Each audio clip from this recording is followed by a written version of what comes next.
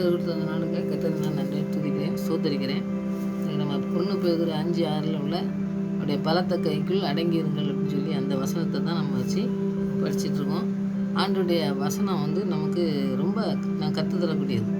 நம்ம பாடங்கள் நிறையா படிக்கலாம், நிறையா நம்ம படிப்பில் நிறைய இருந்தாலும் அது வந்து அதுக்கும் நம்ம உலக காரியத்துக்கும் ஆவிக்குரிய அந்த வேத புத்தகத்துக்கும் சம்மந்தம் இல்லாமல் நாம் ஆண்டவர்கிட்ட வசனத்தை தியானிக்கும் பொழுது அது நிறைய காரியங்கள் நம்ம கற்றுந்து வாழ்க்கையில் நிறைய காரியங்களை நம்ம கற்றுக்கிறதுக்கு நம்ம கற்றுக்கூடிய காரியங்களை ஆண்டவர் கற்றுந்து அவருக்கு பிரியமான பிள்ளையாக வாழ்ந்து இந்த உலகத்தில் நம்ம ஆண்டவருக்கு பிரியமாக வாழும்பொழுது தான் அவருடைய ஆசீர்வாதத்தை பெற்றுக்கொள்ள முடியும். அவருக்கு பிரியமாக இருக்கும்போது தான் பரலோக ராஜ்யத்தை சுதந்திரிக்க முடியும்.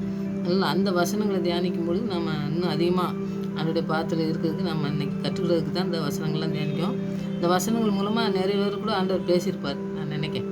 ஏன்னா வந்து பார்த்திங்கன்னா இந்த வசனம் வந்து ரொம்ப முக்கியமானது. அவருடைய பலத்த கைக்கில் இருக்கணும்னாலே நம்ம வந்து ரொம்ப ஆயத்தமாகணுங்கிறது தான் நமக்கு நம்மளை ஆயத்தப்படுத்துறதுக்கு நம்மளை கூப்பிடுவார், அழைக்கார் அப்படிங்கிறது தான் நம்ம வந்து அந்த வசனத்தின் மூலமாக நம்ம தியானிக்கலாம். ஏன்னா என்னோட பேசின வசனம் தான் இது. ஒரு 20 வருஷத்துக்கு முன்னாடி பேசின வசனம். அந்த வசனம் வந்து என்ன அர்த்தம் அப்படிங்கிறது புரியாமல் நம்ம ஒருவேளை வாழ்க்கையில் போயிருக்கலாம். அதனால் இன்றைக்கி நம்ம அந்த வசனத்தை தியானிக்கும் பொழுது ஆண்டவர் ஞாபகப்படுத்துறது அவருடைய பலத்த கைக்குள்ளே இருந்ததுனால தான் நம்முடைய வாழ்க்கையை இந்த மாதிரி ஒரு ஆசீர்வாதத்துக்குள்ளே கொண்டு வந்திருக்காருன்னு சொல்லி நம்ம தியானிக்கலாம். உங்களோட ஆண்டவர் பேசியிருந்தால் அந்த வசனத்தை இன்னும் அதிகமாக தியானிக்கிறதுக்கு ஆண்டவர்கிட்ட ஜெபிங்க, ஆண்டவர் பெரிய காரியங்களை செய்வார். இன்றைக்கி அதுதான் நம்ம இந்த வசனத்தின் மூலமாக அவருடைய பலத்த கைக்குள்ளே இருந்தோம்னா நம்ம எப்படி இருக்க போகிறோம், எப்படி அவர் நடத்த போகிறாரு அப்படிங்கிறத 2 மனுஷங்களை பற்றி படிக்க போகிறோம். அவங்க வந்து பொறுமையாக இருந்து தாழ்மையாக இருந்து அவர் உயர்த்தப்பட்டதை நம்ம பார்க்கலாம். அவர் கர்த்தருடைய கரத்தில் இருந்து அவங்க உயர்த்தப்பட்டதை பார்க்கலாம். அவங்க வசனத்தின் மூலமாக மற்றவங்க மனுஷங்கள் மூலமாக நமக்கு வந்து ஏன் கர்த்தராருன்னா அந்த வசனத்தின் மூலமாக மற்றவங்களுடைய வாழ்க்கையை நம்ம இப்போ பார்க்கும்போது அவங்கள மாதிரி நம்ம இருக்கிறதுக்கு நம்மளை ஆண்டவர் உதவி செய்யணும் அப்படின்னு சொல்லி ஜெபிக்கிறதுக்கான தான் இந்த மனுஷங்களெல்லாம் நம்மளை உதாரணமாக நமக்கு சுட்டி காட்டி எழுதி தந்திருக்காரு. அந்த வசனங்களை தியானிப்போம், ஆண்டவர் பெரிய காரியங்களை செய்வோம், ஜெயிப்போம். நல்ல தகப்பனே நமக்கு நன்றி செலுத்துகிற சுவாமி. இந்த நாட்களிலே நாங்கள் தியானிக்க போகிறோம் வசனங்களின் மூலமாக உங்களுடைய கரத்தில் இருக்கும்பொழுது தான் உயர்த்தப்படுவோம் என்ற அந்த ஆண்டவரே மனிதர்களை பற்றி படிக்கும் பொழுது அவங்க பொறுமையாக இருந்து அவங்க தன்னை தாழ்த்தும் பொழுது அவங்களை உயர்த்துவீங்க ஆண்டவரே. அதுபோல் எங்களுடைய வாழ்க்கையிலும் நாங்கள் இருக்க எங்களுக்கு கற்றுத்தரமாக ஜெபிக்கிறோம். வசனத்தின் மூலமாக பேசி எங்களை நடத்தி செல்கிற தயவுக்காக நன்றி செலுத்துகிறோம் சுவாமி. எத்தனையோ ஆண்டுகளுக்கு முன்பாக எங்களோடு கூட நீர் பேசியிருந்தாலும் இந்த வசனம் இந்த நாட்களிலே எங்களுக்கு அந்த வசனம் எத்தனை அருமையான காரியங்களை எங்களுக்கு கற்றுத்தருகிறது என்பதை நாங்கள் அறிந்து கொண்டு புரிந்து கொண்டு நாங்கள் ஆண்டவரே உங்களுடைய பாதத்தில் அமர்ந்திருக்கவும் உங்களுடைய வசனங்களை தியானிக்கவும் எங்களுக்கு கற்றுத்தந்து வழிநடத்தமாக ஜெபிக்கிறோம். தகப்பனே வசனங்களை தியானிக்கும் பொழுதும் தகப்பனே இந்த ஒவ்வொரு மூலமாக நாங்கள் கற்றுக்கொள்ள வேண்டியதை கற்றுத்தந்து எங்களை வழிநடத்தமாக ஜெபிக்கிறோம். நாங்கள் உங்கள் கரத்தில் இருந்து உயர்த்தப்பட முழுவதுமாக நாங்கள் அர்ப்பணிக்க எங்களுக்கு கிருபை தந்து வழிநடத்தமாக ஜெபிக்கிறோம். வசனங்களை தியானிக்கும்போது ஆவியானவர் எங்களோடு கூட இருந்து பேசி எங்களை வழிநடத்தமாக ஜெபிக்கிறேன். துதிக்கான மாய்மேல் நமக்கு செலுத்துகிறேன். இயேசு நாமத்தில் ஜெபங்கள் நல்ல பிதாவே, ஆமென். இன்றைக்கி பொறுமையாக இருந்து ஆண்டுடைய கரத்தில் தாழ்மையாக இருந்து உயர்த்தப்பட்ட 2 மனுஷங்களை பற்றி நம்ம படிக்கலாம். அது உங்களுக்கு நிறைய வேதாமத்தை நம்ம படிக்கும் பொழுது நிறைய காரியங்களை ஒவ்வொரு மனுஷனையும் பற்றி என்ன நமக்கு கற்றுருந்துருக்காரு அப்படிங்கிறத நம்ம படிக்கும்போது நிறைய காரியங்களை நம்ம கற்றுக்கலாம். இன்றைக்கி நான் எடுத்துருக்கிறது யோசுவா தான். யோசுவாவை வந்து மோசே கூட இருந்தவர்.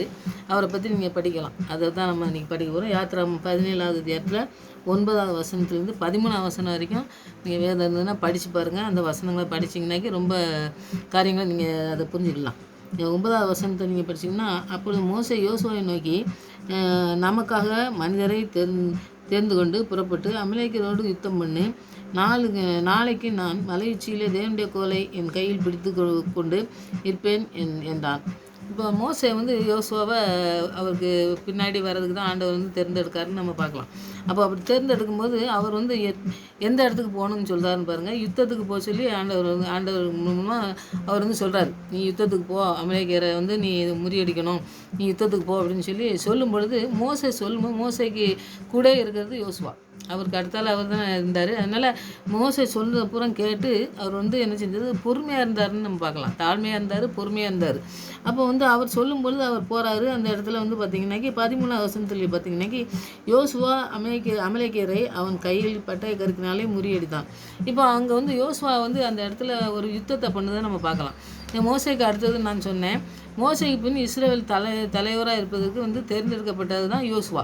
அவர் வந்து எல்லாத்தையும் பங்கிட்டு கொடுக்கறதுக்கு ஆண்டவர் வந்து தேர்ந்தெடுக்கப்பட்ட ஒரு யோசுவா. ஆனால் எத்தனையோ பேர் இருந்தாங்க மோசே கூட. ஆனால் வந்து யோசுவா வந்து அவர் மோசே கூட இருந்து அவர் வந்து அழைக்கப்பட்டு ஆண்டவர் வந்து அந்த தேர்ந்தெடுக்கப்பட்ட ஒரு மனுஷன். அப்போ வந்து அந்த இடத்த தான் நம்ம படிக்கலாம். யோசுவா என்பதுக்கு பொருள் வந்து ஆண்டவர் ரசிக்கிறார். ஆண்டவர் வந்து இயேசு அப்படின்னு சொல்கிறோம் பார்த்தீங்களா, அந்த மாதிரி அந்த பொருளுக்கு அதுக்கு உரிய காரியங்களை தான் யோசுவாங்கிறது. அந்த அர்த்தத்தை கொண்ட மனுஷன் தான் இந்த யோசுவாங்கவர். மோசைக்கு பிறகு வந்து அமலேக்கியரை முழுவதுமாக போரிட்டு ஜெயித்தது இவர் தான் ஜெயிச்சிருக்காரு. நீங்கள் யோசுவாவை படித்து பார்த்தீங்கன்னா தெரியும். அந்த தன் வசப்படுத்தி முதல் முறையாக இந்த இராணுவம், அதாவது இராணுவத்துலேருந்து நம்ம இராணுவ பயிற்சி அதெல்லாம் பெற்று ரொம்ப வருவாங்க பார்த்தீங்களா, அந்த மாதிரி ஆண்டவர் வந்து அவனை வந்து கானானியரோட அந்த யுத்தத்துக்கு போகிறதுக்கு ஆயத்தப்படுத்தி பயிற்சி கொடுத்து அந்த இடத்துல செய்கிறாரு. மோசே இந்த இடத்துல சொல்கிறாரு பார்த்தீங்கன்னா, யுத்தத்துக்கு போகணும்னு சொல்லி அந்த ஆயத்தப்படுத்தி அழைக்கப்பட்ட பொறுமையோடு இருந்த ஒரு யோசுவா. அப்போ மோசைக்கு அடுத்தது யோசுவா தான் அவர் வந்து தேர்ந்தெடுத்து ஆண்டவர் செஞ்சார். அப்போ அவர் வந்து பொறுமையாக இருந்தாருங்கிறதுக்கு 17, 13 நீங்கள் படித்து பார்த்தீங்கன்னாக்கி ஆண்டவர் வந்து அந்த அந்த யோசுவா வந்து எப்படி அமெரிக்கிற ஜனங்களெல்லாம் முறியடித்து எப்படி போகிறாரு அப்படிங்கிறத நம்ம பார்த்துட்டு யாத்திராம 24, 13 நீங்கள் பார்த்தீங்கன்னாக்கி மோசே யோசுவா சீனா மலைக்கு போனாங்க. அந்த சீனா மலைக்கு போகிறாங்கன்னு நம்ம பார்க்கலாம். அப்போ வந்து நீங்கள் இவர் ஆண்டவர் வந்து கூப்பிடுவார். நான் வந்து உனக்கு இந்த கற்பலகையில் எழுதி கொடுப்பார் பார்த்தீங்களா, 10 கட்டளை, அதை எழுதுறதுக்கு ஆண்டவர் வந்து கூப்பிடுவார். அப்போ கூப்பிடும்போது 24, 13 நீங்கள் படித்து பார்த்தீங்கன்னாக்கி அப்பொழுது மோசே தான் ஊழியக்காரனாகி யோசுவாவோடு எழுந்து போனான். மோசே தேவ பர்வத்தில் ஏறி போகையில் பாருங்கள் அந்த இடத்துல போகிறாருன்னு சொல்லி நம்ம பார்க்கலாம். அப்போ வந்து போகும்பொழுது யோசுவாவை கூட்டிகிட்டு போகிறாரு. ஆண்டவர் வந்து கூப்பிடுதாரு. நான் எழுதி நியாயப்பிரமாணத்தை நான் அவனுக்கு கற்பனை கொடுக்க போகிறேன், நீ வா அப்படின்னு சொல்லும் பொழுது யோசுவாங்க ஊழியக்காரன். அப்போ வந்து யோசுவா மோசே கூட வந்து ஊழியம் செய்கிறாரு. அவருக்கு பின்னாடியே போய் அவர் சொன்னதை செஞ்சு அவருக்கு பொறுமையாக இருந்து தாழ்மையாக இருந்து அவர் கூட போகிறாரு. இந்த நாட்களில் அப்படிலாம் இருக்காங்களா அப்படிங்கிறது ரொம்ப ரேர். ஆனால் வந்து அன்னைக்கு வந்து பார்த்திங்கன்னாக்கி யார் தேர்ந்தெடுக்காங்களோ அவங்க வந்து பாருங்கள், இந்த எலிஷாவை தேர்ந்தெடுக்கதும் அப்படி தான். அந்த மாதிரி ஒருத்தரும் தேர்ந்தெடுக்காங்க பாருங்கள், அவங்க வந்து கூட போய் அவங்க தாழ்மையாக பொறுமையாக இருந்ததை நம்ம பார்க்கலாம். அப்போ அந்த இடத்துல சீனா மலைக்கு போகிறாங்க. அவங்க வந்து போகும்போது பார்த்திங்கன்னாக்கி அவர் வந்து ஆண்டவர் பேசுகிறத பார்க்கலாம். அந்த இடத்துல நீங்கள் படித்து பாருங்கள். அந்த இடத்துல படித்தோம்னா தெரியும். 18வது வசனத்தில் பாருங்கள், மோசே மேகத்தின் நடுவில் பிரவேசித்து மலையின் மேல் ஏறி இரவும் பகலும் 40 நாள் மலையில் இருந்தான். இப்போ மலையில் போய் அங்கே ஆண்டவரோடு பேசும்பொழுது நிறையா அந்த சத்தத்தெல்லாம் நீங்கள் கேட்குறத நீங்கள் பார்க்கலாம். அந்த இடத்த நீங்கள் படிங்க. நீங்கள் படித்தா தான் உங்களுக்கு வந்து புரியும். அதனால தான் நான் இதை வந்து எல்லாத்தையும் படிக்கிறது இல்லை. நீங்கள் படித்து அதை வந்து நீங்கள் தெரிஞ்சுக்கணும். அதுதான் நான் என்னுடைய இது வந்து நோக்கம். அந்த நோக்கத்தில் நீங்கள் படிக்கும்பொழுது தான் அந்த வசனங்களை வந்து தியானிக்கும் பொழுது தான் நீங்கள் வந்து அந்த வசனத்தை இன்னும் அதிகமாக ஆண்டவர் உங்களோட கூட பேசுகிறத நீங்கள் உணர முடியும். அதுக்காண்டி தான் நான் படிக்க சொல்கிறேன். 18வது வசனத்தில் பார்த்தீங்கன்னா மோசே வந்து 40 நாள் அங்கே இருக்கார். ஆண்டவரோட பேசி அந்த கட்டளையை பெறதுக்கு போகிறாரு. அந்த இடத்துல இருக்கும்பொழுது பார்த்தீங்கன்னாக்கி நீங்கள் நான் மேலே போய் ஆண்டவரோட பேசிட்டு வரேன், அந்த கட்டளையை வாங்கிட்டு வரேன், நீ அப்படின்னு சொல்லி இருக்க சொன்ன இடத்துல அப்படியே இருக்காருன்னு நம்ம பார்க்கலாம். அப்போது எவ்வளோ பொறுமை இருந்திருக்குன்னு பாருங்கள். 40 நாள் அவர் வந்து ஆண்டவரோட பேசுறதுக்கு போயிருக்காரு, கட்டளையை வாங்கிறதுக்கு போயிருக்காரு வர சொன்னதுனால. ஆனால் யோசுவாவுக்கு எந்த விதமான ஒரு பெரிய காரியத்தையும் ஆண்டவர் வந்து மோசே வந்து செஞ்சுட்டு போன மாதிரியே தெரியவே செய்யலை. நம்ம வேதாந்தத்தில் இல்லை. 40 நாள்னாலும் சரி நீ இங்கே அப்படின்னு சொன்ன இடத்துல அப்படியே இருக்காரு. அப்போ பொறுமை, நமக்கு 40 நாள் இருக்க முடியுமா அப்படிங்கிறத நம்ம வந்து சிந்திச்சு பார்த்தோம்னாக்கி அது நம்ம வாழ்க்கையில் முழுமையாக நடத்தவே மாட்டோம் அப்படிங்கிறது தான் என்னுடையது. உங்களுக்கு எப்படின்னு தெரியல. ஆனால் வந்து பார்த்திங்கன்னா 40 நாளும் பார்த்திங்கன்னா ஒரு இடத்துல இருக்க சொல்லி கீழே இருக்க சொன்ன இடத்துல அப்படியே இருக்காரு. இவர் மேலே போனவர் 40 நாள் கழிச்சு தான் வர்றாரு. வரும்பொழுதும் பார்த்திங்கன்னாக்கி அந்த மோசே யோசுவாவுக்கும் வித்தியாசத்தை நம்ம பார்க்கணும் அப்படிங்கிறதுக்காண்டி தான் அந்த இடத்த சொல்கிறேன். 32வது அதிகாரத்தில் பார்த்திங்கன்னாக்கி யாத்திராமம் 32வது அதிகாரத்தை நீங்கள் எடுத்துக்கோங்க. அதில் 17வது வசனத்தை நீங்கள் படித்து பார்த்திங்கன்னாக்கி உங்களுக்கு அது வந்து தெரியும். ஜனங்கள் ஆரவாரம் பண்ணுகிறதை யோசுவா கேட்டு மோசே இன்னைக்கு பாளையத்தில் யுத்தம் இரைச்சல் உண்டாயிருக்கிறது என்றான். அப்போ வந்து அங்கே வந்து பார்த்திங்கன்னாக்கி நீங்கள் அந்த இடத்துக்கு முன்னாடிலாம் படித்து பார்த்திங்கன்னாக்கி நிறைய அந்த ஆர்வம் வந்து வேண்டாத காரியங்களை செஞ்சு அதை வணங்க சொல்லி அதை ஆடல் பாடல் அந்த மாதிரி பண்ணிகிட்டு இருக்காங்கன்னு சொல்லி பார்க்கும்போது மோசே வந்து யோசுவா வந்து சொல்கிறது எங்கள் மலையில் இறங்கி வரும்போது என்னமோ சத்தம் கேட்குது அப்படின்னு சொல்லும்போது யோசுவா கேட்டு மோசே என்னைக்கு சொல்கிறாரு, ஏதோ யுத்தம் பண்ணுறாங்க போல் மாதிரிலாம் இருக்குது, நம்ம விட்டுட்டு வந்தோம், இந்த மாதிரி யுத்தம் பண்ணுவாங்க போல் இருக்குன்னா. அப்போ மோசே எந்த இடத்துல இருக்க சொன்னாரோ அந்த இடத்துல யோசுவா இருந்திருக்காருன்னு சொல்லி அந்த இடத்த விட்டு போகலை. கீழே என்ன நடக்குதுன்னு சொல்லி பார்க்கவே இல்லை. ஆனால் கீழே இருங்க நாங்கள் போயிட்டு வரோன்னு தான் சொல்லிட்டு போகிறாங்க இவங்க 2 பேரும். அப்போ இவங்க வந்து மோசே வந்து சொன்ன இடத்துல இருக்காரு. அப்படி வந்து பொறுமையாக இருந்திருக்காரு 40 நாள். அது வந்து நீங்கள் பொறுமையில் எடுத்துக்கலாம். அப்புறம் வந்து தாழ்மைன்னா பாருங்கள், இந்த இடத்துல வந்து பார்த்திங்கனாக்கி எதுவுமே தெரியலை அவருக்கு. அவர் கேட்டவுடனே சொல்றாரு, ஏதோ யுத்தம் நடக்க மாதிரி தெரியுது அப்படின்ட்டு. ஆனால் அந்த சத்தத்தை, அதாவது என்ன சத்தங்கிறத வந்து கூட கேட்கறதுக்கு ஒரு தெரியாத மோசே கூட இருக்கிற ஆள், ஆண்டவரோட பேசின மனுஷன் கூட இருந்த ஆள். ஆனால் வந்து மோசே தான் அவரை வந்து வளர்க்குறாரு. எப்படி வளர்க்கணும் அப்படின்னு சொல்லி ஆண்டவர் ஒரு இடத்துல கூட சொல்லுவார், நீ உனக்கு இருக்க ஆவி அவனுக்கு கொஞ்சம் கொடு அப்படின்னு சொல்லி. அப்போ அந்த கூட இருந்தாலும், கூட இருக்கும்பொழுது நிறைய இடத்துல பாருங்கள், கூட இருந்து அவங்க வளர்ந்துட்டோம்னாக்கி பொறாமப்பட்டு செய்ய மாட்டாங்க பற்றில சிலர். அந்த மாதிரி இல்லாமல் மோசே கூட யோசுவா இருந்ததுனால மோசே எப்படி அவர் காதுக்கு என்ன கேட்குன்னு சொல்லி அந்த வசனத்தை நீங்கள் படிச்சிங்கன்னா பார்க்கலாம்.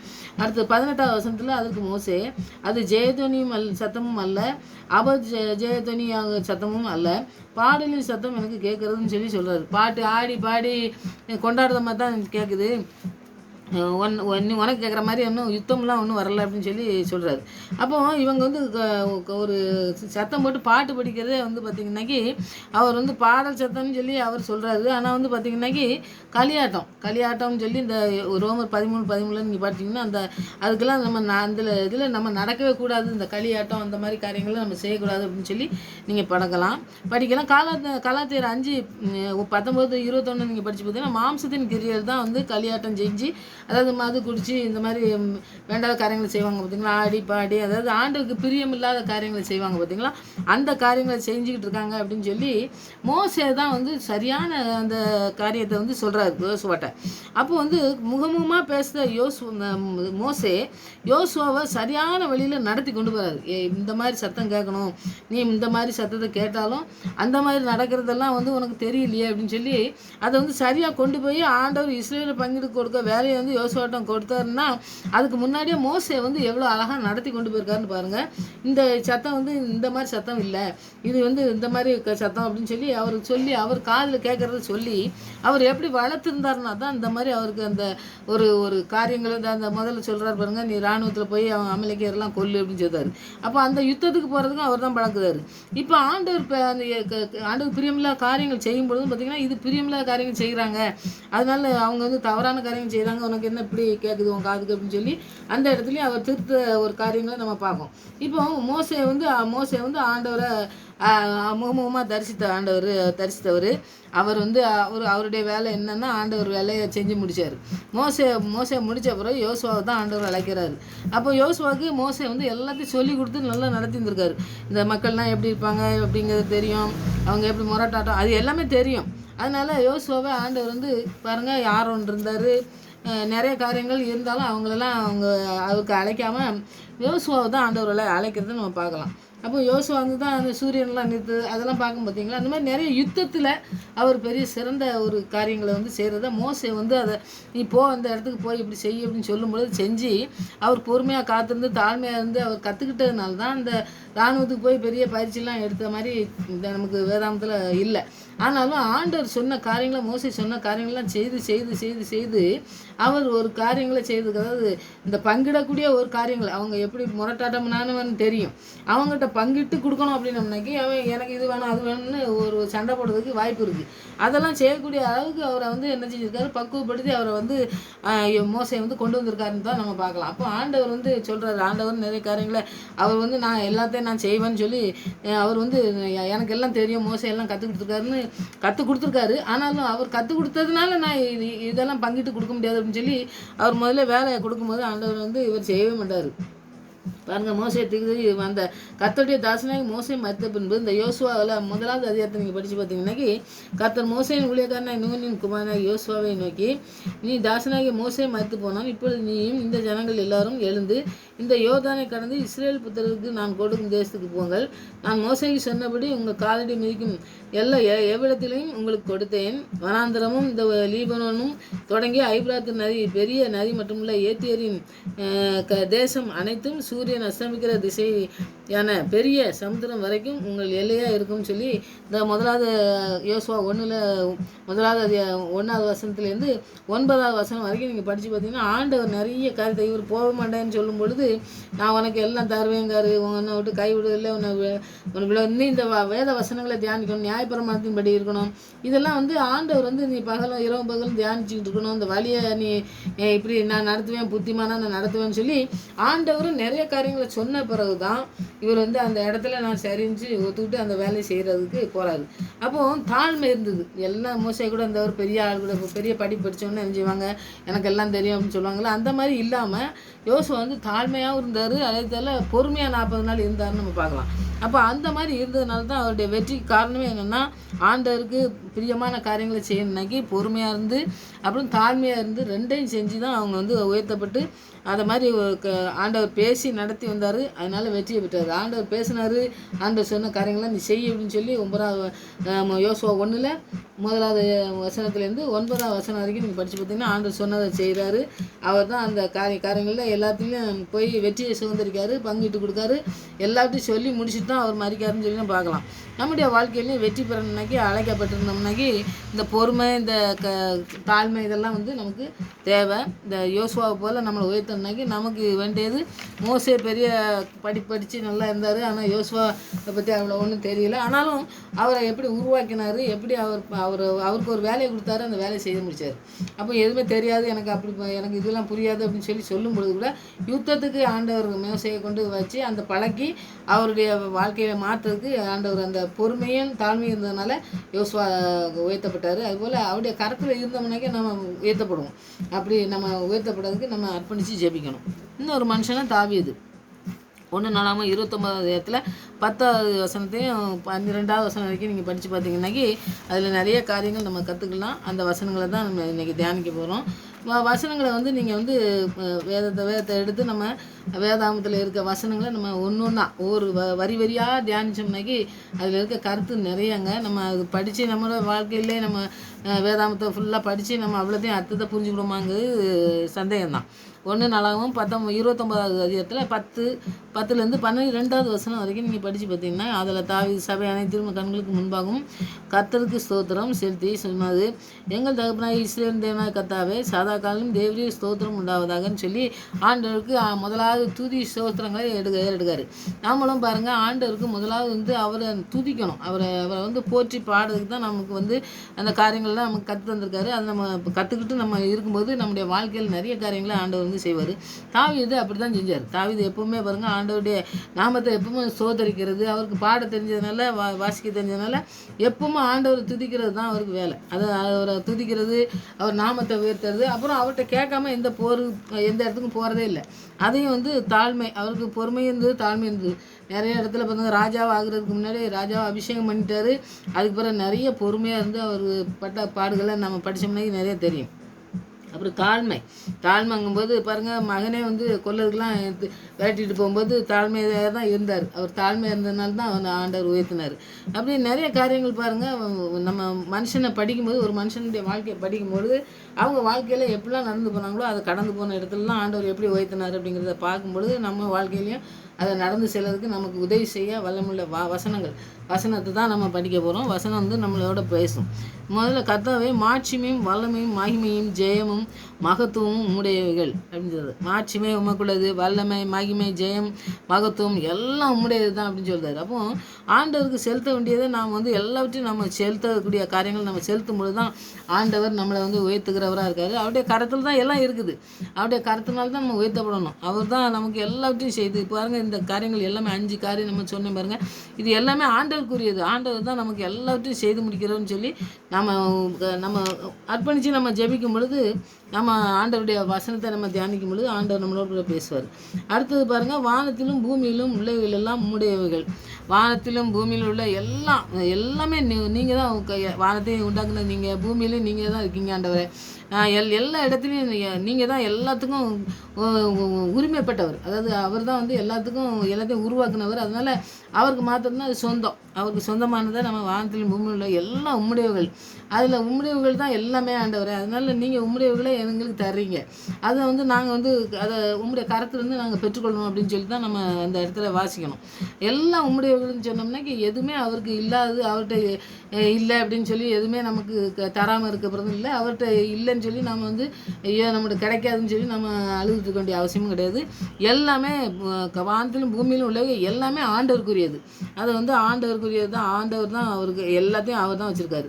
அடுத்தது பாருங்கள், ராஜ்யமும் உடையது, தேவரீர் எல்லாருக்கும் தலைவராக உயர்ந்திருக்கிறீர். ராஜ்யம்ங்கும்போது பார்த்தீங்கன்னாக்கி நான் ஒரு காரியங்களுக்கும் ஒரு வசனங்களை எடுத்து வச்சு நான் படித்தோம்னாக்கி அதனால் நிறைய காரியங்கள் நம்ம கற்றுக்கலாங்கிறதுனால நம்ம யோசபாத் சபையில் நின்று சொல்லுவார் 2 நாளாகமும் 20:6 தேவரீர் ஜாதியுடைய ராஜ்யங்கள் எல்லாம் ஆளுகிறவர் உம்முடைய கரத்தில் வல்லமையும் பராக்கிரமும் இருக்கிறது என்றார். அப்போ வந்து அவர் வந்து யோசபாத் வந்து சபையில் நின்று அந்த இடத்துல வந்து போருக்கு போகிறதுக்கு முன்னாடி அந்த நீ தான் எல்லாத்தையும் ஆளுகிற ஆண்டவர், அதனால் உம்முடைய கரத்திலிருந்து தான் வல்லமை பராக்கிரமமாக இருக்குது, அதனால் எங்களுக்கு எல்லாமே நீங்கள் செய்வீங்க, ராஜ்யம் வந்து உம்முடையது தான், நான் வந்து ராஜாவாக இருக்கலாம், ஆனால் ராஜ்யம் எல்லாமே உம்முடையது தான், உங்கள்கிட்ட இருந்து தான் நாங்கள் உயர்த்தப்பட்டு நாங்கள் இருக்கோம், உங்களுடைய கரத்தில் இருந்தனால தான் நாங்கள் உயர்த்தப்பட்டிருக்கோம்னு சொல்லி அந்த யோசபாத்தை அர்ப்பணிக்கிறத நம்ம பார்க்கலாம்.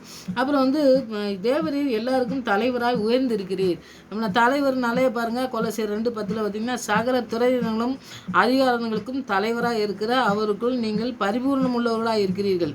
இப்போ துறைத்தனங்கள் அதிகாரம் எல்லாமே வந்து ஆண்டவருடைய கரத்தில் இருக்குது, அவர் அதுக்கு தலைவராக இருக்கார். அப்போ அவருக்குள்ளே நம்ம பரிபூர்ணமாக இருக்கணும்னு சொல்லி ஆண்டவர் அந்த பூர்ணமாக இருக்கணும், அவர்கிட்ட தான் எல்லாம் உயர்த்தக்கூடியவர், அது தலைவராக இருக்கிறாரு, அவர் தான் உயர்த்துக்கிறார், அவர் உயர்த்திருக்கிற கரத்துக்குள்ளே நாம் இருக்கோமா அப்படிங்கிறத நம்ம வந்து உணர்ந்து ஜெபிக்கிற பிள்ளைங்களா நாம் இருக்கணும். அடுத்தது பார்த்திங்கன்னாக்கி ஐஸ்வர்யமும் கனமும் உம்மாலே வருகிறது.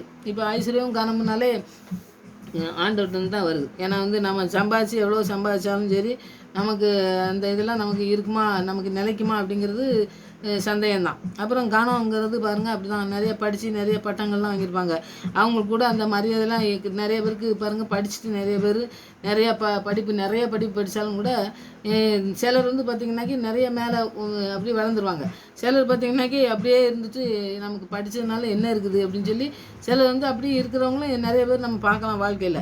அதனால் பாருங்கள் அதை வந்து சாலமோன்கிட்ட தான் ஆண்டவர் சொல்கிறத நம்ம பார்க்கலாம். இந்த 2 நாளாகமும் இப்போ 1:12 நீங்கள் படித்து பார்த்தீங்கன்னா இந்த 2 நாளாகம் 1 நாளாகமும் 29:12 சொல்கிறார் பாருங்க, ஐஸ்வர்யமும் கனமும் உம்மாலே வருகிறதுன்னு சொல்லி அதை வந்து 2 நாளாகமத்தில் சாலமோன்கிட்ட ஆண்டவர் சொல்கிறத நம்ம பார்க்கலாம்.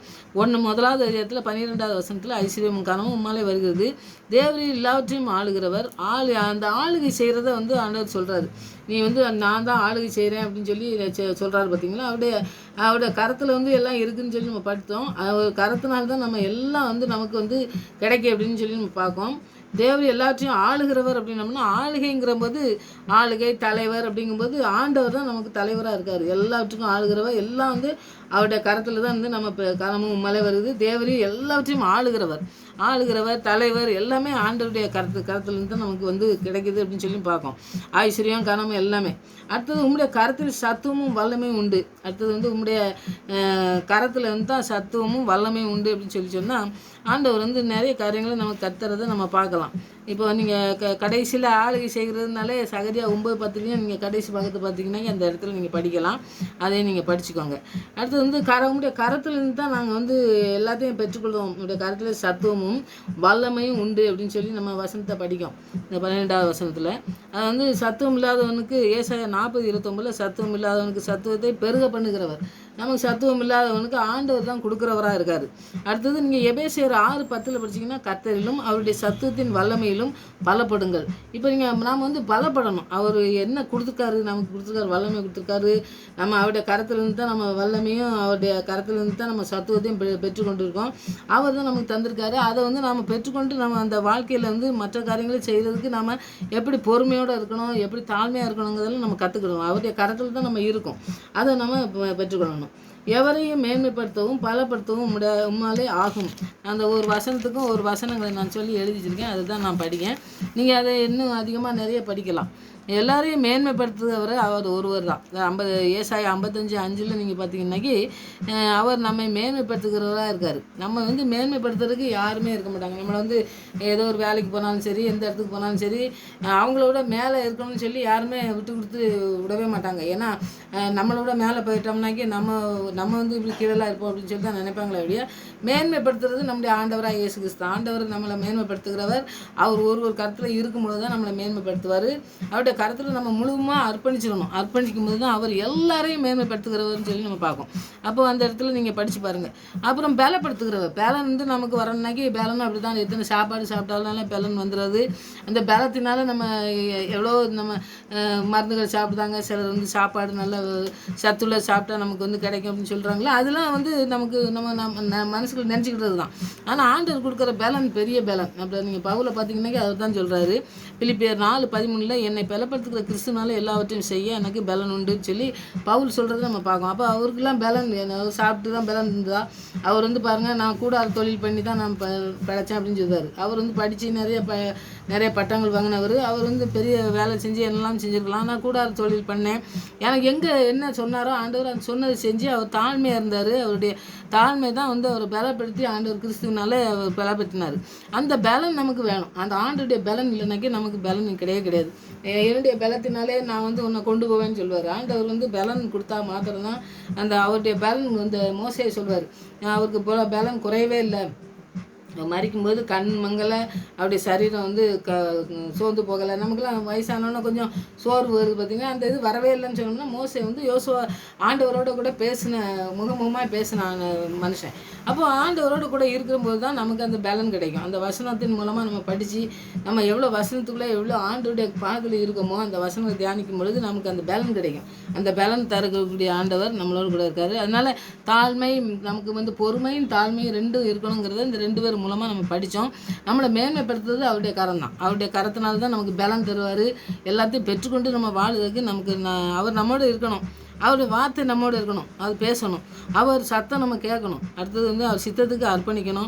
அவர் வந்து அவர் கர்த்தர் எல்லாத்தையும் செய்து முடிப்பேன்னு சொல்லி நம்ம 138:8 நம்ம படித்து தான் நிறைய பேரோட ஆண்டவர் பேசின வசனங்கள் தான். அந்த வசனத்தின் மூலமாக ஆண்டவர் நம்மளோட கூட பேசினா அதை வந்து செய்து முடிக்கிறவராக இருக்கார். நம்முடைய வாழ்க்கை வந்து ஒரு வேளை நம்முடைய வாழ்க்கை வந்து ஒரு சூழ்நிலை மாறாமல் எப்படியோ இருக்குதுன்னு சொல்லி நம்ம நினைக்கலாம். ஆனால் ஆண்டவர் வந்து ஒரு நாள் கைவிடுகிற ஆண்டவர் கிடையாது. அவர் வசனத்தின் மூலமாக நம்மளோட பேசியிருந்தால் அதை நம்மளை நடத்தி நம்மளை முழுவதுமாக நடத்தி நம்மளை செய்யல வல்லமுள்ளவர். அதனால் வசனங்களை நீங்கள் தியானிங்க. இப்போ நம்ம வசனத்தை 2 பேர் மூலமாக நம்ம படித்தோம். யோசுவாவும் சரி தாவீதும் சரி பொறுமையோட, அடுத்தது தாழ்த்தப்பட்டு அவங்க இருந்தாங்க, அவங்க உயர்த்தப்பட்டாங்க. பவுல் பாருங்கள் அப்படி தான் தாழ்த்தப்பட்டு இருக்கும் பொழுது அவர் உயர்த்தப்பட்டார். எத்தனை காரியங்களிலும் பலன் கொடுத்து ஆண்டவர் நடத்தினார். நமக்கு பலன் வேணும். முக்கியமாக ஆண்டவருடைய பிரசன்னம் வேணும். ஆண்டவருடைய சத்தத்தை கேட்கணும், அவருடைய சித்தத்தை செய்வதற்கு அர்ப்பணிக்கணும். அர்ப்பணித்து நம்ம அவருடைய கரத்தில் அர்ப்பணிக்கும் பொழுது அவர் அற்புதமாக நடத்துகிறது அந்த வசனத்தின் மூலமாக நம்மளை நடத்துவார். வசனங்கள் இன்னும் அதிகமாக தியானிங்க, ஆண்டவர்கிட்ட அர்ப்பணிங்க. அவருடைய கரத்தில் இருக்கோங்கிற ஒரு உறுதியான விசுவாசம் நமக்கு வர்றதுக்கு இந்த வசனங்கள் இன்னும் அதிகமாக தியானித்து நம்ம ஜெயிப்போம். ஆண்டவர் பெரிய காரியங்களை நம்முடைய பிள்ளைகளுடைய வாழ்க்கையிலையும் செய்வார். பிள்ளைகள் மூலமாக அநேக பிள்ளைகளை எழுப்பி அந்த பிள்ளைகளும் அநேக பிள்ளைகளை எழுப்பதுக்கு தலைமுறையாக ஆண்டவர் வந்து அப்படி எழும்பி பிரகாசிக்கிற பிள்ளைகளாக அவருடைய கரத்தில் அர்ப்பணிக்க நமக்கு உதவி செய்ய இன்றைக்கி ஜெபிங்க, அர்ப்பணிங்க, அற்புதத்தை செய்வார். ஆமாம்.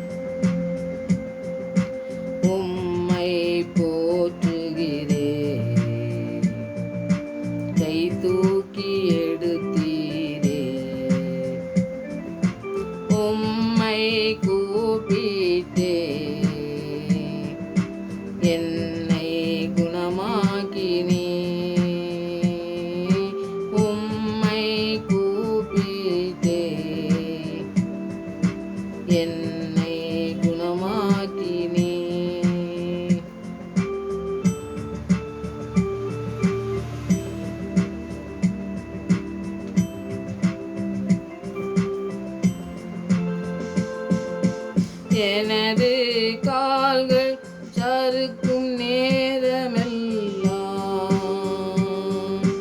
உமது அன்பு என்னை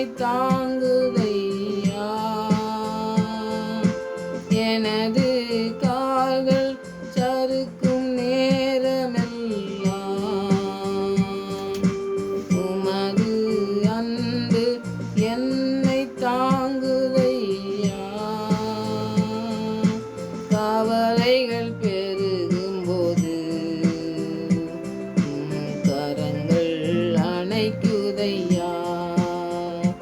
என் கவலைகள் பெருகும் போது கரங்கள் அணைக்குதையா. கர்த்தாவே உம்மை போற்றுகிறேன்,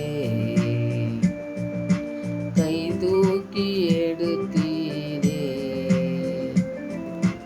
உம்மை கூப்பிட்டே என்னை குணமாக்கினீ. உம்மை கூப்பிட்டே என்னை குணமாக்கினீ.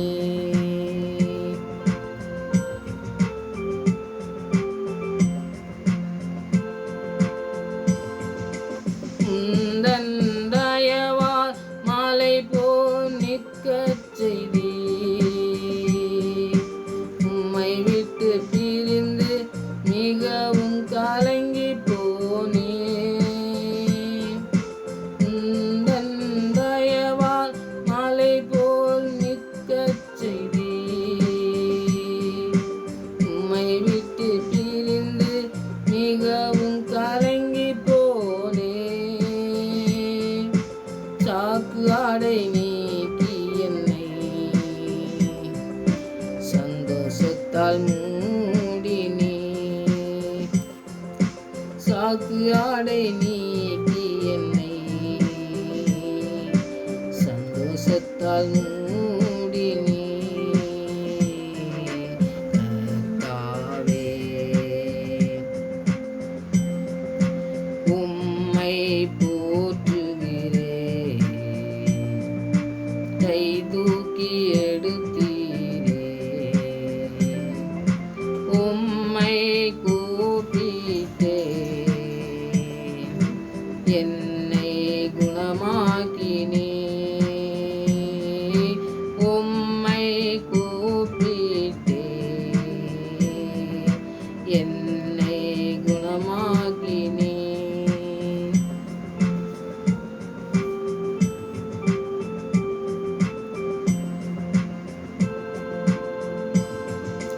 உம்மாலே ஒரு சேனைக்குள் பாய்ந்திடுவேன்.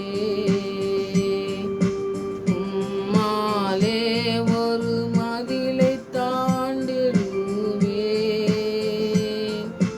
உம்மாலே ஒரு சேனைக்குள் பாய்ந்திடுவேன். உம்மாலே ஒரு மதிலை தாண்டிடுவேன். மேலத்தால் இடை கட்டினீ,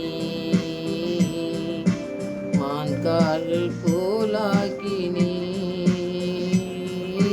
மேலத்தால் இடை கட்டினீ, மான்கால்கள் போலாக்கினீ. கர்த்தாவே உம்மை போற்றுகிறேன், கை தூக்கி எடுத்தீரே. உம்மை கூப்பிட்டே என்னை குணமாக்கினீ. உம்மை கூப்பிட்டே என்னை குணமாக்கினீ.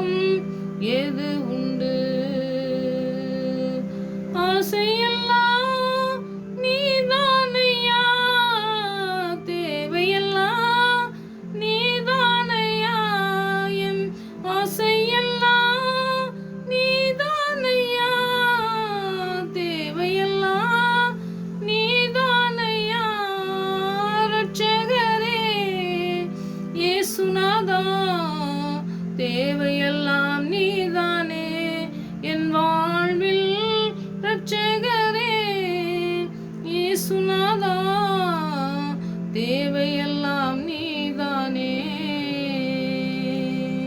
ஆம் சாமி, எனக்கு தேவையெல்லாம் நீங்களா இருக்கணும் ஆண்டவரே. எல்லா விருப்பமும் உங்க விருப்பத்தின்படி நாங்கள் ஓடி ஜெயிக்க கிருபை செய்யுங்க ஆண்டவரே. பொறுமையோடு இருந்து தாழ்மையோடு இருந்து உங்களுடைய ஆண்டவரை உங்களால் உயர்த்தப்பட்ட பிள்ளைகளை நாங்கள் வாசித்தோம் ஆண்டவரை. அவங்க எத்தனை அருமையாய் வாழ்க்கையில நடந்து போனாங்க. உங்களுடைய வார்த்தைக்கு கீழ்ப்படிந்தாங்களே ஆண்டவரை.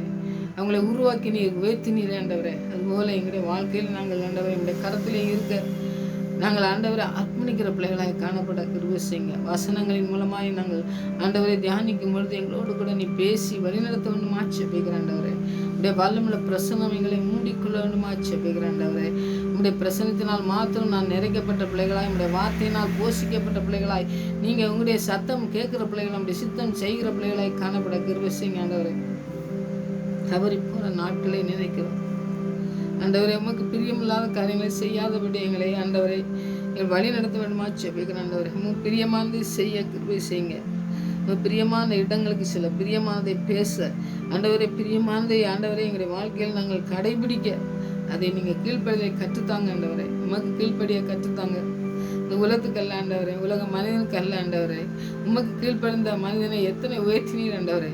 அப்படிப்பட்ட ஆண்டவரே வாழ்க்கையிலே நாங்களும் ஆண்டவரை உயர்த்தப்பட உங்களுடைய கரத்தில் இருக்கிற பிள்ளைகளாக நாங்கள் காணப்பட எங்களுடைய வாழ்க்கையிலே இந்த ஆண்டவரே உதாரணத்துக்கு நீங்கள் கொடுத்துருக்கிற இந்த வசனங்களின் மூலமாக ஆண்டவரே மனிதர்கள் மூலமாக நாங்களும் வாழ்ந்து உங்களுடைய கரத்திலே நாங்கள் உயர்த்தப்பட எங்களுடைய உள்ள எல்லாவற்றையும் உங்களுடைய கரத்திலே அர்ப்பணிக்க கிருபை செய்யுங்க. ராஜ்யம் எல்லாம் உம்முடையது ஆண்டவரே. நீங்கள் எல்லாவற்றையும் உயர்த்த உங்களால் முடியும். எல்லாரையும் உயர்த்துவீங்க, எல்லாரையும் மேன்மைப்படுத்துகிறவர். எல்லாம் எந்த இடத்துல இருந்தாலும் தகப்பனே நீங்கள் தகப்பனை உயர்த்த வல்லமுள்ளவர் என்று நாங்கள் ஒவ்வொரு நாளும் நாங்கள் வாசிக்கிற வசனங்களின் மூலமாய் எங்களோடு கூட பேசி எங்களை வழிநடத்துக்கு நன்றி செலுத்துகிற ஆண்டவரே. நாங்கள் கூப்பிடும்பொழுது எங்களுடைய ஜெபத்துக்கு கேட்டு எங்களை சுகமாக்குறவர், எங்களுக்கு எல்லாவற்றையும் செய்து முடிக்கிறவராக இருக்கிறபடியா நன்றி ஆண்டவரே. ஆம் தகப்பனே, எங்களோடு பேசின வசனங்களை நாங்கள் தியானிக்கும் பொழுது நீங்கள் எல்லாவற்றையும் செய்து முடிக்கிறவராக இருக்கிறீங்க ஆண்டவரே. நன்றி செலுத்துகிறோம். அப்படிப்பட்ட காரியங்களை செய்து முடிக்கிறவர் எங்களோடு கூட இருக்கிறீர் என்பதை நாங்கள் உறுதியாய் பற்றி பிடித்து கொண்டு உடைய கரத்தில் இருக்கிறோம் என்ற அந்த விசுவாசத்தை இன்னும் அதிகமாய் பலப்பட எங்களுடைய வசனத்தின் மூலமாக எங்களோடு கூட பேச வேண்டுமா செபிக்கிறாண்டவரே. ஆவியானவர் எங்களோடு கூட பேசி எங்களை நடத்தி செல்ல வேண்டுமா செபிக்கிறாண்டவரே. எந்த இடத்துல பலவீனம் இருக்கோ பலத்தை தந்து வழிநடத்த வேண்டுமா செபிக்கிறாண்டவரே. பிள்ளைகள் ஒவ்வொருவரையும் தேர்ந்தெடுத்த நோக்கத்தை நிறைவேற்றுகிற நாட்களாக இந்த நாட்கள் மாற வேண்டுமா செபிக்கிறாண்டவரே. ஒவ்வொரு பிள்ளைகளையும் கொண்டு ஒவ்வொரு குடும்பங்களையும் கொண்டு ஆண்டவரே நீங்கள் ஆசீர்வதிக்கிற வல்லமுள்ளவர் உன்னுடைய கரத்திலே அர்ப்பணிக்க கிருபை செய்யுங்க. இந்த வசனத்தின் மூலமாக நீ பேசி வழிநடத்தமா செபிக்கிறோம் தகப்பனே. கேட்ட பிள்ளைகளுக்கு அப்படிப்பட்ட ஆசீர்வாதத்தை நீ தர வேண்டுமா செபிக்கிற ஆண்டவரே. உடைய கரத்தில் இருக்கிறோம் என்று அந்த விசுவாசத்தில் இன்னும் பலப்பட்டு ஆண்டவரை உயர்த்தப்பட கிருபை செய்யுங்க ஆண்டவரே. அநேக பிள்ளைகளுக்கு கொட்டுக்கிற பிள்ளைகளாய் மாறட்டும். அநேக பிள்ளைகளை ஆண்டவரை பரிசுத்தத்துக்கு எழுப்புற பிள்ளைகளாய் மாறட்டும். அப்படியே கண்கள் கண்டுகொள்ள கிருபை செய்யுங்க. என்ன போல ஆண்டவரை அர்ப்பணித்து ஜெபிக்கிற அநேக பிள்ளைகள் உண்டு ஆண்டவரே. இந்த ஜெபத்துக்கெல்லாம் பதில் கொடுத்து நீ வழி நடத்துகிற நாட்களாய் நாட்கள் மாற போவதற்காக நன்றி.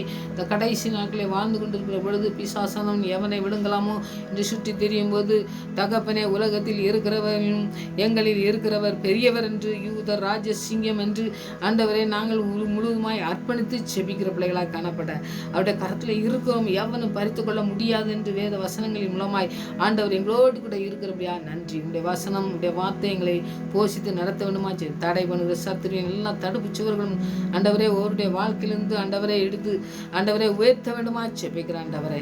எல்லாவற்றையும் நேர்த்தியாக செய்து முடிக்க வேண்டுமா, ஒவ்வொரு பிள்ளைகளையும் ஆசீர்வதிக்க வேண்டுமா ஜெபிக்கிற ஆண்டவரே. எந்த ஆசீர்வாதத்தை கேட்டு ஆண்டவரை பிள்ளை ஜெபிக்கிறாங்களோ பிள்ளைகளுக்கெல்லாம் ஆண்டவரை அந்த ஆசீர்வாதத்தை நீ கொட்டுக்க வேண்டுமாய் வருத்த வேண்டுமாய் ஜெபிக்கிற ஆண்டவரே. ஜெபத்துக்கு பதில் கொடுக்கிற நாள் இந்த நாள் என்று அர்ப்பணிக்கட்டும், அற்புதத்தை பெற்றுக்கொள்ளட்டும் ஆண்டவரே, சுகத்தை பெற்றுக்கொள்ளட்டும் ஆண்டவரே. எல்லா உயர்வுகளையும் உம்முடைய கரத்திலிருந்து பெற்றுக்கொள்ளட்டும். பிள்ளைகள் ஆசீர்வமாக இருக்கட்டும். அநேகருக்கு ஆசீர்வாதத்தை கொடுக்கிற பிள்ளைகளாய் மாற்றி வழிநடத்தமாக ஜெபிக்கிறோம். இந்த சூழ்நிலையை நாங்கள் பார்த்து விழுந்து விடாதபடி சூழ்நிலையை மாற்றுகிற தேவன் எஸ்தரை மாற்றி ஆண்டவரே. எத்தனை குறைவுள்ள பிள்ளைகளெல்லாம் ஆண்டவரே நிறைவாக்கி தந்தீங்களே ஆண்டவரே. அப்படி எங்களையும் நடத்த வல்லமுள்ளவராக இருக்கிற என்ற அந்த விசுவாசத்தை எங்களுக்கு தாரும் தகப்பனே. அப்படி உயர்த்தி வழிநடத்துகிற தகப்பனுடைய கரத்திலே அர்ப்பணிக்கிறோம். இந்த நாட்கள் நம்ம தகப்பனே எல்லா ஜெபத்துக்கும் நீ பதில் கொடுக்குறவராக இருக்கிறபடியா நன்றி. பதில் கொடுத்தோம்னா நன்றி. இன்னமும் நடத்த போறதுக்காக நன்றியோடு துதிக்கிறேன், ஸ்தோத்திரிக்கிறேன். ஆவியான ஒரு ஆளி செய்து ஒவ்வொரு பிள்ளையுடைய ஜெபத்துக்கும் பதில் கொடுத்து வழிநடத்தமாக ஜெபிக்கிறேன். இந்த ஜெபத்துக்கு பதில் கொடுத்து விட்டீர் ஆண்டவரே. பதில் கொடுத்து விட்டு அந்த பதிலை பெற்றுக்கொண்டோம் என்ற விசுவாசத்தில் இன்னும் அதிகமாக பலப்படுகிறேன். இந்த பாதத்திலே அமர்ந்திருந்து வசனங்களை தியானிக்க இன்னும் அதிகமாக ஆண்டவரை பலப்படுத்தணுமா பலம் தந்து வழிநடத்தமா ஜெபிக்கிறோம். பலத்தை கொண்டு வர பிசாசு வெக்கப்பட்டு பலத்தினால் இடை கட்டுகிற தேவனுடைய கிருபை எங்களை மூடி மறைத்து பாதுகாக்க வேண்டுமா ஜெபிக்கிறோம். ஒவ்வொரு பிள்ளைகளையும் அந்த ஆணி பாய்ந்த கருத்துக்களை ஆண்டவரை அர்ப்பணித்து அனைத்து வழிநடத்தமா ஜெபிக்கிறேன். ஆண்டவரை இரத்த கொட்டுகளை மறைத்து பாதுகாக்க வேண்டுமா ஜெபிக்கிறோம். போக்கில் வருத்தம் கூட இருக்கணுமா ஜெபிக்கிறேன். ஆண்டவரை எல்லா நோய்கள் பிரச்சனைகள் வருகிற எல்லாவற்றையும் ஆண்டவரை ஒன்றுமில்லாமல் செய்து தேவன் எல்லாவற்றுக்கும் பரம வைத்தியராக இருந்து எங்களுக்கு பரலோக தேவன் எங்களை ஆண்டவரை சுகப்படுத்தி எங்களை வழிநடத்தி ஆண்டவரை அநேக பிள்ளைகளுக்கு சாட்சிகளாக எங்களை நிறுத்த போவதற்காக நன்றி செலுத்துகிறேன். ஆண்டவரை பிள்ளைகளை அர்ப்பணிக்கிற ஒவ்வொரு பிள்ளைகளையும் அப்படி ஆசீர்வதித்து வழிநடத்தமா ஜெபிக்கிறேன். இந்த ஜெபத்துக்கு பதில் கொடுத்தோம்னா நன்றி. இன்னைக்கு முக்கே துதியை செலுத்துகிறேன். ஆண்டவரை மறுபடியும் அவன் சமூகத்தில் வரும் வரை எங்களை காத்து வழிநடத்தமா ஜெபிக்கிறேன். துதிக்கான மகிமெல்லாம் மக்கே செலுத்துகிறேன். ஏசு ரட்சகன் ஜெபங்களுக்கு நல்ல பிதாவே, ஆமென்.